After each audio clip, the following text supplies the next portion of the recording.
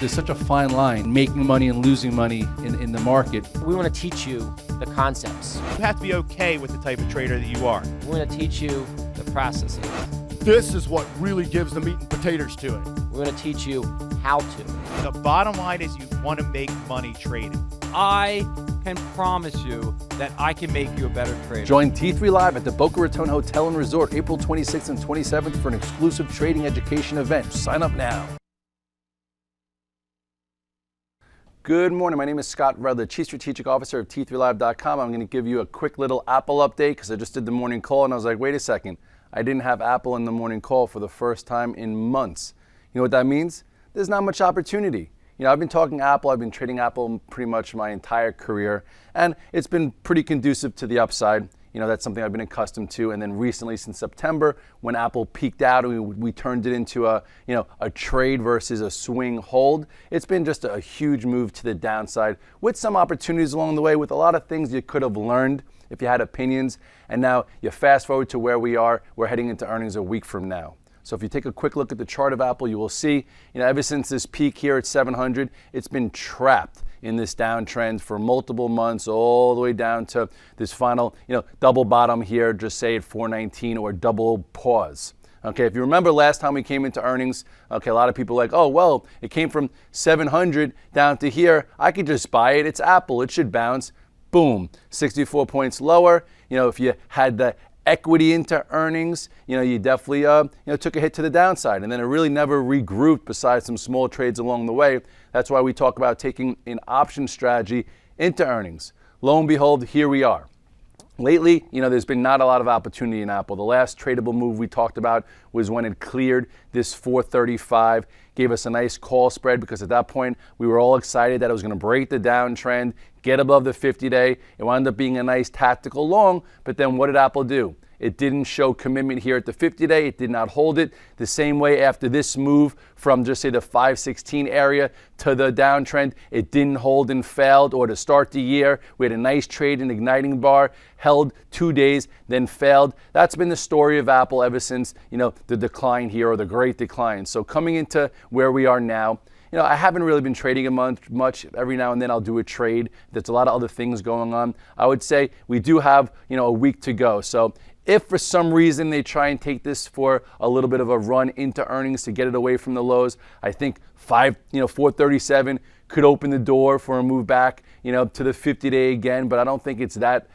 compelling of a trade. I think the more compelling of a trade would be is if they weaken it and it takes out 419 for some type of short for then what could be, a move down to hopefully put a final low in here in the 360, 370 area. So for me, this is what I'm doing, or my thought process. You can go two ways.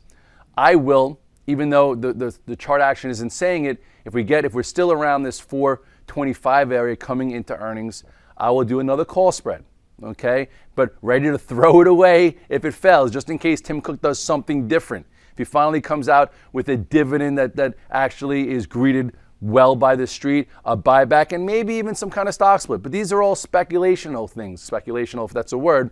So if he does it and the report is in line, I think you can get a 50, 60 point move to the upside. So if we come up with a call spread where our risk is $5, $6, you know what? That'll be a good risk reward scenario, okay? If Tim doesn't come out with anything substantial and he's just acts a little lackadaisical like he's been since the stock's been in decline and the report's lukewarm, you could see a move down to this area. You could see a move down to a 3 handle, or the 200-day on the weekly is 397 or down here. And then at least you'll lose your call spread. But then here you go, you will have lower level support, and that's when you could trade the equity again to see if you can get some kind of bounce. So for me, it's really not an A-plus trade. It's not an A-plus setup. I'm just thinking that maybe he comes out with something and he gets some kind of relief, which would be just a day in the life of a trade. Not saying it's going to be a new trend. Not saying Apple's going to get back to the old highs. I'd be even surprised this year if it can get back to 511 to 550. But from down here, that's 80 to 90 points. That's some solid money for a trader.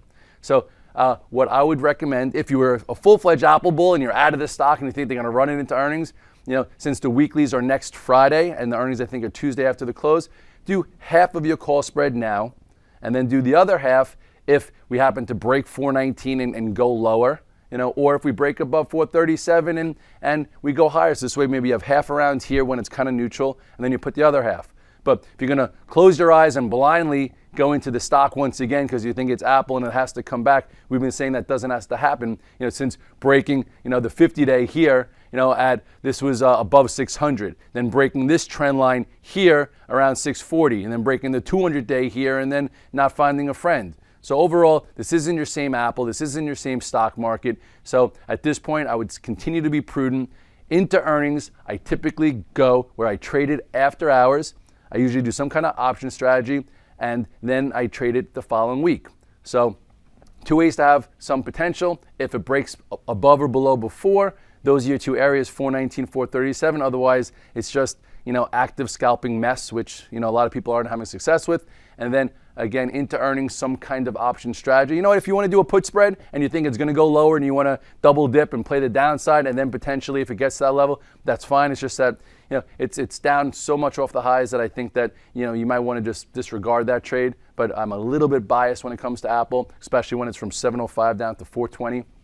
So at this point, still wait and see. I might not even trade it today. I might not trade it tomorrow. It's giving you no compelling reasons to do so. But as we get closer to earnings, I think there'll be some type of opportunity with options after hour the next day, and then we'll figure it out as it comes. And hopefully, Tim Cook changes his tune because investors have been underwater. I'm Evan Lazarus, Chief Knowledge Officer for T3Live.com. You don't become a great trader by watching videos and taking courses. You become a great trader through live screen time. Accelerate that learning curve by tapping into the experience of seasoned professionals. Currently, we're offering 5-day free trials to each of our 4 mentoring rooms. In the mentoring rooms, we teach our strategies in the context of the live market. To sign up for a free trial, go to the T3 Live education page, fill out the form, and get started when the next trading session begins. We hope to see you in one of our mentoring rooms.